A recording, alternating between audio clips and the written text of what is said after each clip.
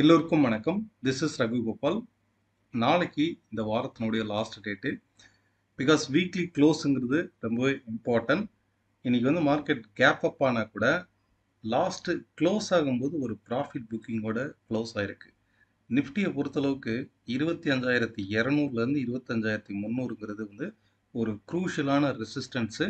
டெக்னிக்கலாக நம்ம வந்து இந்த கப் அண்ட் ஹேண்டில் ஃபார்மேஷனில் ஆல் டைம் ஹை ரெசிஸ்டன்ஸ் வந்து உங்களுக்கு 26,200லேருந்து 26,300ங்கிறது ஒரு ஹியூஜ் ரெசிஸ்டன்ஸாக இருக்கும். மார்க்கெட் வந்து வந்து ஒரு ட்ரிபிள் டாப் மாதிரியே ட்ரேட் ஆகிட்டு இருக்கு. முக்கியமாக குளோபல் லெவலில் நியூஸ்ன்னு பார்க்கும்போது இந்தியா யூஎஸ் ட்ரேடு டீல் வந்து ப்ராக்ரஸில் தான் இருக்குது. அதே போல் ரீசண்டாக சைனாவும் யூஎஸ்டிருந்து ஆயில் பைப் பண்ணுறதை ஸ்டாப் பண்ணியிருக்காங்க. இதனால் ஆயில் வந்து கிட்டத்தட்ட 5% வந்து க்ரூட் ஆயில் ரைஸ் ஆகிருக்கு. இந்த நியூஸ் எல்லாம் வரதுக்கு முன்னாடியே க்ரூட் ஆயில் 5,000லேருந்து 4,850ங்கிறது வந்து பொசிஷனல் சப்போர்ட்டு இங்கேருந்து பவுன்ஸ் பேக் ஆகும். அப்படி பவுன்ஸ் பேக் ஆச்சுன்னா டெக்னிக்கலாக 5,400ங்கிறது நமக்கு ரெசிஸ்டன்ஸாக இருக்கணுங்கிறத நம்ம லாஸ்ட் வீக் பார்த்தோம். கரெக்டாக இன்றைக்கி வந்து 5,400க்கு மேலே ரெசிஸ்டன்ஸில் ட்ரேட் ஆகுது. அப்பார்ட் ஃப்ரம் தட் குளோபல் லெவலில் இருக்கக்கூடிய கம்பெனிஸாக இருக்கட்டும், இந்தியன் கம்பெனிஸாக இருக்கட்டும், இந்த குவார்ட்டர்லி ஏர்னிங் ரிப்போர்ட்ஸ் வந்து வெளியிட்டுக்கிட்டு இருக்காங்க. ஸோ இதில் முக்கியமாக banking sector and IT sector வந்து ஸ்ட்ராங்காக இருக்குது. ஐடி செக்டார் வந்து India US trade deal almost complete ஆகிற ஸ்டேஜில் இருக்கிறதுனால ஐடி செக்டார் வந்து ஸ்ட்ராங்காக ரீபவுண்ட் ஆகுது. அதே போல் ஐடி செக்டாருக்கு வந்து இந்த ரெவின்யூ ஸ்ட்ராங்காக பில்டப் ஆனதில்ல. அடுத்து வரக்கூடிய குவார்ட்டர்ஸ்லாம் ஐடி செக்டார் வந்து ப்ராஃபிட் கொடுக்கறதுக்கான வாய்ப்பு வந்து அதிகம். அதனால் ஐடி வந்து பாட்டம் அவுட் ஆயிருக்குன்னே சொல்லலாம். இதுக்கு அடுத்து banking and private banks, public sector banks, financial stocks வந்து ஸ்ட்ராங்காக ரைஸ் ஆகிருக்கு. இன்ஃபேக்ட் நீங்கள் வந்து பர்ஃபார்மன்ஸில் பார்க்கும்போது ஃபஸ்ட்டு ஐடி தான் ஸ்ட்ராங்காக ரீபவுண்ட் ஆகிருக்குது. ஐடிக்கு அடுத்து private banks, media, consumer goods, இதுதான் வந்து ஸ்ட்ராங்காக இன்றைக்கி ரைஸ் ஆகிருக்கு. முக்கியமாக டெக்னிக்கலாக வந்து பார்க்கும்போது நிஃப்டி வந்து ஒரு ட்ரிபிள் டாப் ஜோனில் இருக்கிறது மாதிரி ட்ரேட் ஆகிட்டே இருக்குது. ஓகே, 26,300க்கு மேலே வீக்லி கேண்டில் க்ளோஸ் ஆனால் மட்டுமே ஸ்ட்ராங்காக இது பிரேக் அவுட் அப்படிங்கிறத நம்ம கன்சிடர் பண்ண முடியும். இனிஷியலாக இன்றைக்கி வந்து மார்க்கெட் டெக்னிக்கலாக வந்து பார்த்திங்கனாக்கா நம்ம கண்டக்ட் பண்ணக்கூடிய online class and direct class November 3லேருந்து நெக்ஸ்ட் பேட்ச் ஸ்டார்ட் ஆகும். One day technical workshop வந்து நவம்பர் 9th வந்து நெக்ஸ்ட் மந்த் இருக்கும். இன்ட்ரெஸ்டட் பீப்புள் கீழே உள்ள லிங்க்கில், டிஸ்கிரிப்ஷனில் உள்ள லிங்க்கை கிளிக் பண்ணி நீங்கள் என்ரோல் பண்ணிக்கலாம். மார்க்கெட் வந்து ஒரு ஹியூஜ் கேப் அப்பில் ஓப்பன் ஆனால் கூட, இந்த இடத்துல ஓப்பன் ஆக கூட க்ளோசிங் வந்து பாருங்கள், முடிவில் வந்து க்ளோசிங் வந்து அந்த ஓப்பன் ஆனதை விட பிலோவில் வந்து க்ளோஸ் ஆகிருக்கு. அப்போ இந்த மாதிரி க்ளோஸ் ஆகும்போது நம்ம வந்து செக் பண்ண வேண்டியது பொசிஷனலாக ட்ரெண்டை வந்து செக் பண்ணி பார்க்கணும். மார்க்கெட் வந்து ஃபர்தராக கரெக்ஷன் ஆக போதா அப்படிங்கிறத இங்கிருந்து, ஏன்னா இந்த ட்ரெண்ட் வந்து 30 மினிட்ஸ் டைம் ஃப்ரேமில் இந்த ட்ரெண்ட் இங்கிருந்து ரைஸ் ஆயிருக்கு. அப்போ இந்த ட்ரெண்டில் பிரேக் அவுட் ஆச்சு அப்படின்னா கண்டிப்பாக நாளைக்கும் இந்த ஃபால் வந்து தொடரும் அப்படிங்கிறத நம்ம கன்ஃபார்ம் பண்ணிக்கலாம். ஓகே, ஸோ கிளியராக பிரேக் அவுட் ஆயிருக்கா ஆஃப்டர்நூன் செஷனில்?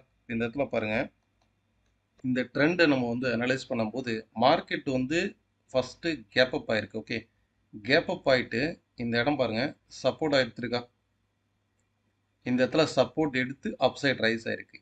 அகெயின் செகண்ட் டைம் வந்து இந்த ட்ரெண்டில் இந்த இடத்துல சப்போர்ட் எடுத்து மேலே ரைஸ் ஆயிருக்கு. பட் இதுக்கு மேலே ரைஸ் ஆக முடியல, அதாவது 26,000க்கு மேலே ரைஸ் ஆக முடியல. அப்போ இந்த பிரேக் அவுட் வந்து கன்ஃபார்ம் எது வரைக்கும், நாளைக்கு இன்கேஸ் ஒரு கேப் அப்பில் ட்ரேட் ஆனால் கூட 26,000க்கு பிலோவில் ட்ரேட் ஆகிற வரைக்குமே எப்போ வேணாலும் இந்த ட்ரெண்டு அகெயின் இந்த பிரேக் அவுட்னால திரும்பவும் கீழே ஃபால் ஆகலாம். ஸோ பிலோ 26,000க்கு பிலோவில் ட்ரேட் ஆகிற வரைக்குமே அண்டர் தி செல்லிங் ட்ரெண்டு தான் ஒரு கரெக்ஷன் வந்து ஏற்படுறதுக்கு வாய்ப்பு இருக்குது. இமீடியட்டாக 25,700, ஏன்னா இதுக்கு முன்னாடி 25,700 தான் மேஜர் ரெசிஸ்டன்ஸாக ஆக்ட் ஆச்சு. இதுக்கு அடுத்து 25,700ங்கிறது சப்போர்ட்டாக ஆக்ட் ஆகும். அப்போ நெக்ஸ்ட்டு ஃபால் ஆச்சு அப்படின்னா 25,700ங்கிறது நமக்கு இமீடியட் சப்போர்ட்டாக இருக்கும். நாளைக்கு வந்து இந்த லோவை கட் பண்ணும் போதோ ஆர் அப்சைட் ரெசிஸ்டன்ஸ் 26 டச் பண்ணும் போதோ திரும்பவும் கீழே ஃபால் ஆகிறதுக்கு பாசிபிலிட்டிஸ் இருக்குது. நிஃப்டியை பொறுத்தளவுக்கு trend break out 30 minutes time ஃப்ரேமில் ட்ரெண்ட் பிரேக் அவுட் நடந்திருக்கு.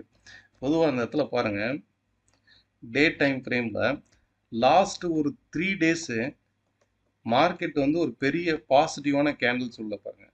கேப் அப் தான் ஆயிருக்கு, எவ்ரிடே கேப் அப் ஆயிருக்கு. பட் கேப் அப் ஆனால் கூட ஒரு ஸ்ட்ராங்கான கேண்டில் ஃபார்மேஷன் நடக்கலை.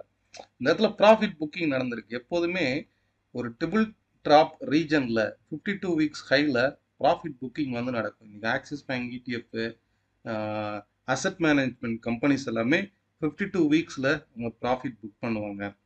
இதே போல தான் பேங்க் நிஃப்டியும் ஆல் டைம் ஹையில் ட்ரேட் ஆகிட்டு இருக்கு. பேங்க் நிஃப்டி 52 வீக்ஸ் ஹையில் ட்ரேட் ஆகிட்டு இருக்கனால பேங்க் நிஃப்டியை பொறுத்தளவுக்கு இந்த டாப் டு டாப் வந்து கனெக்ட் பண்ணுங்க. ஸோ இன்னுமே இதனுடைய டார்கெட் இருந்தால் கூட ரைட் நோ டபுள் டாப் ரீஜனில் மார்க்கெட் வந்து ட்ரேட் ஆகிட்டு இருக்கு. ஓகே, ஸோ 57,600ங்கிறது வந்து இந்த ரீடெஸ்டிங் பாயிண்டாக இருக்கும். இங்கே டச் பண்ணிட்டு கூட திரும்பவும் அப்சைடு வந்து ரைஸ் ஆகலாம். ஓகே, நெக்ஸ்ட் சென்செக்ஸ் வந்து பாருங்கள். சென்செக்ஸும் இந்த இடத்துல பிரேக் அவுட் ஆகிருக்கு பாருங்கள். கிளியராக மார்க்கெட் வந்து இது வரைக்கும் ஃபால் ஆன மார்க்கெட்டு இந்த ட்ரெண்டில் சப்போர்ட் எடுத்து அப்சைட் ரைஸ் ஆகிருக்கும். பட் ரைஸ் ஆகலை, ஒரு ஸ்மால் பவுன்ஸ் பேக் மட்டும் கொடுத்துட்டு டவுன் சைடில் தான் பிரேக் அவுட் ஆகிருக்கு. ட்ரெண்டு பிரேக் அவுட் ஆகிருக்கு. அப்போ அப் டு இந்த லெவல், இந்த பவுன்ஸ் ஆகிருக்கு இல்லையா, இந்த லெவல் 84,900க்கு பிலோவில் ட்ரேட் ஆகிற வரைக்குமே சென்செக்ஸும் அண்டர் தி செல்லிங் ப்ரெஷர் தான். சென்செக்ஸை பொறுத்தளவுக்கு டவுன் சைடு சப்போர்ட்னா 84,150ங்கிறது இம்மீடியட் சப்போர்ட்டாக இருக்கும்.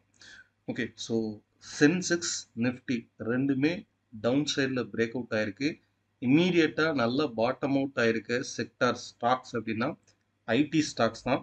இதில் ப்ரைவேட் பேங்க்ஸ் வந்து நல்ல ட்ரெண்டிங்கில் இருக்குது. ஓகே, பிரேக் அவுட் ஆகிட்டு ட்ரெண்டிங்கில் இருக்குது. மார்க்கெட் ஓவரால் மார்க்கெட் வந்து 52 வீக்ஸ் ஹையில் இருக்கிறதுனால ஒரு temporary profit booking or correction வர்றதுக்கு வாய்ப்பு இருக்குது.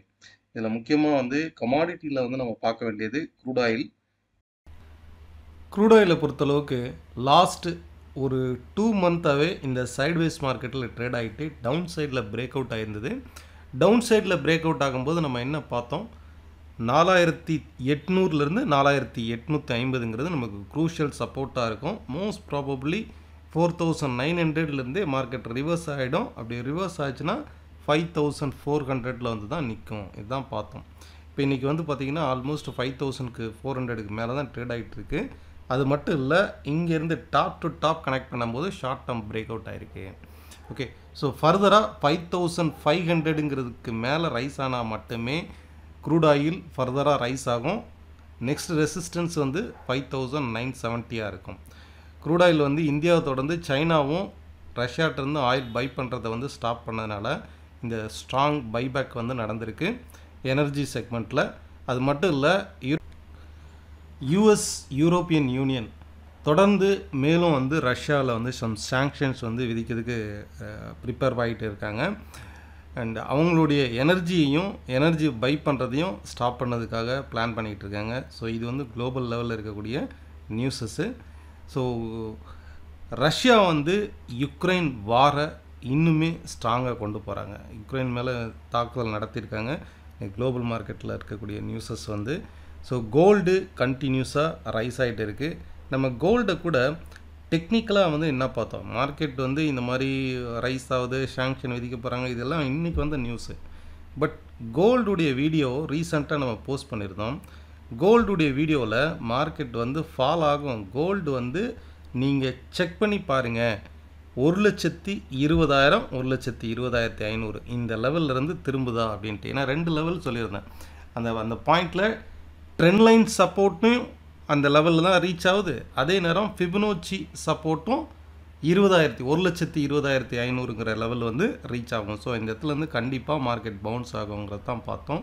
கரெக்டாக இன்றைக்கி மார்க்கெட்டில் 1,20,510 515 இங்கேருந்து கிட்டத்தட்ட 4,000 புள்ளிகள் வந்து ரைஸ் ஆகிருக்கு. 1,24,600 வரைக்கும் பவுன்ஸ் ஆகிருக்கு. ஸோ டெக்னிக்கல்ங்கிறது முன்கூட்டியே நம்மளால் கண்டுபிடிக்க முடியும். ஜஸ்ட் லைக் தட் ஃபிபனோச்சி மட்டும் கிடையாது. ஃபிபனோச்சிங்கிறது ஒரு டூல். ஓகே, ஸோ ட்ரெண்ட் லைன்ங்கிறது ஒரு டூல். ஸோ அது எந்த இடத்துல யூஸ் பண்ணுறோம், எவ்வளோ தூரம் ட்ரெண்டுக்கு யூஸ் ஆகிறது S&P வேவ் அனாலிசிஸில் நம்ம வந்து கண்டுபிடிக்க முடியும். ஃபைன். தொடர்ந்து நம்ம சேனலை வந்து பாருங்கள், சப்போர்ட் பண்ணுங்கள். உங்களுடைய கருத்துக்கள் கீழே உள்ள கமெண்ட் பாக்ஸில் தெரிவிங்க. நன்றி, வணக்கம், ஹாப்பி வீக்கெண்டு.